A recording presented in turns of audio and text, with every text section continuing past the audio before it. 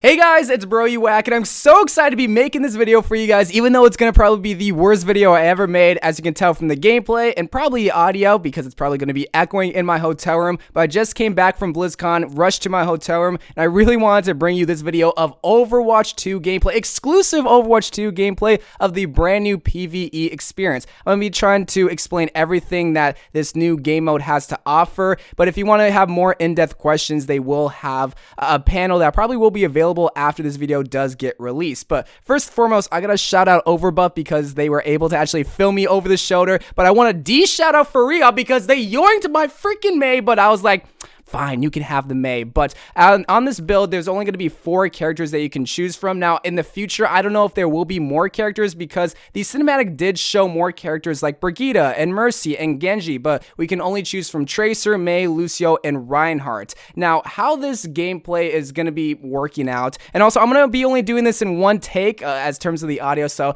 I might mess up a couple of times, but you know, that's just what we got to do here. But how this campaign mission works is just how we are used to whenever it comes to like the Storm Rising event or Retribution, and it's going to be waves upon waves of enemies, but at least in here it's going to be completely different enemies. They're going to be a bunch of different robots that we have never seen before. As you can see, we're fighting people that you've never been able to fight before, which, you know, is cool in a sense, but it's also something like, well, we're kind of used to it. But they also do get progressively harder as the campaign does go on. But one cool thing that you also get with this campaign are different abilities that makes it a little bit more interesting. So like I said before, it's going to be that same kind of feel that we've had with like Retribution or whatnot, but it's going to be a different kind of gameplay style. One, because, well, as you can probably tell from the screen, the UI is already different, but also with how the characters interact with the enemies. Like, I think Mei is actually able to shoot her secondary fire a little bit faster. Tracer has a little bit more bullets.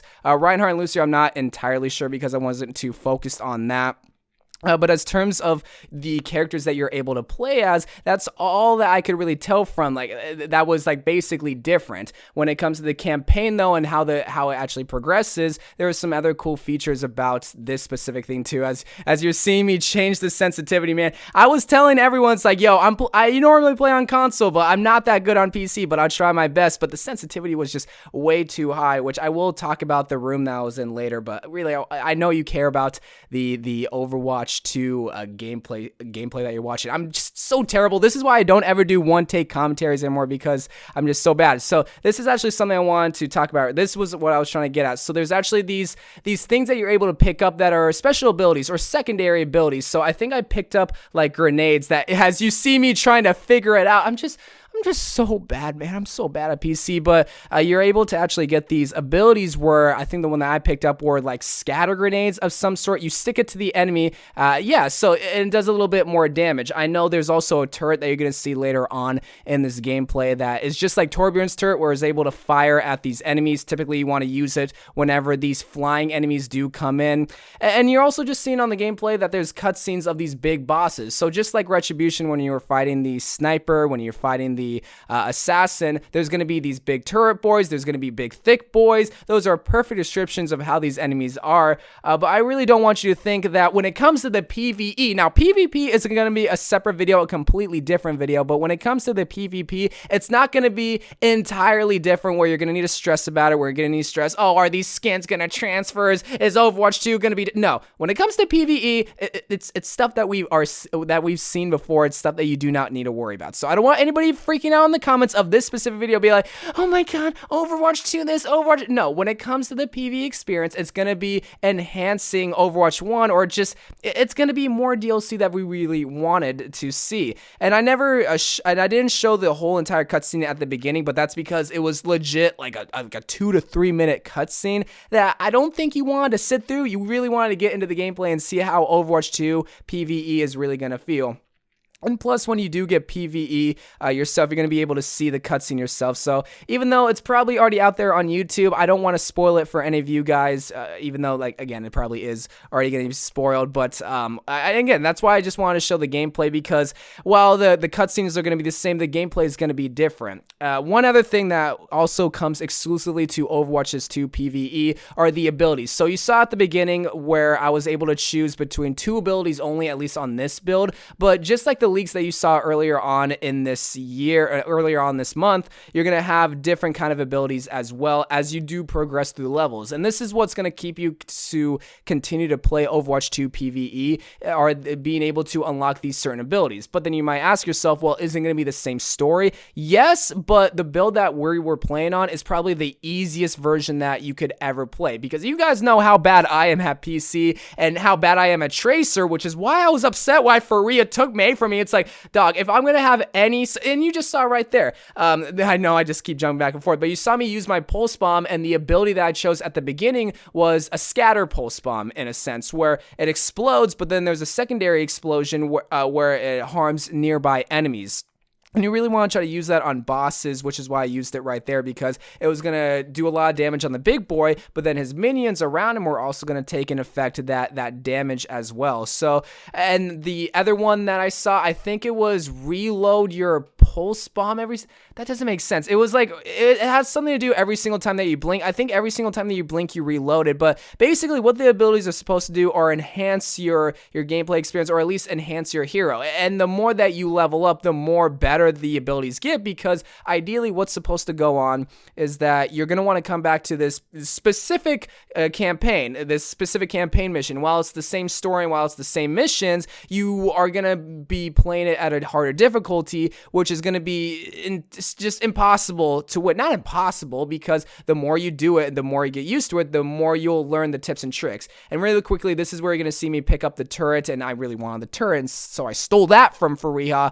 And then we're going to transfer over to another part of the campaign mission where you're going to see me use the turret, sure enough. But what was I getting at? The abilities. So why you won't want to come back and play on a harder difficulty is because now you're going to be able to unlock all these other abilities with this PvE mode that's going to make your experience a little bit more easier to play. It's not going to be easy, but the abilities are going to be better the more and more and more you play, just because, well, you want to be rewarded for the more that you play. And then the gameplay actually shut off right there, so I'm going to be using someone else's gameplay, but I filmed them over the shoulder. Like I mentioned before, someone was filming me and they actually had to go to a panel, so that's why I just allowed them to just, shut off the camera, go do their thing. I thank them, but be sure to go check out Overbuff if you haven't already, because I felt really bad. It's like, oh, like, you don't have to film me, but I really hope you do film me. But more than likely, you're going to be watching some Lucio gameplay. And again, all these other heroes have special, unique abilities that you just want to go back and play some more.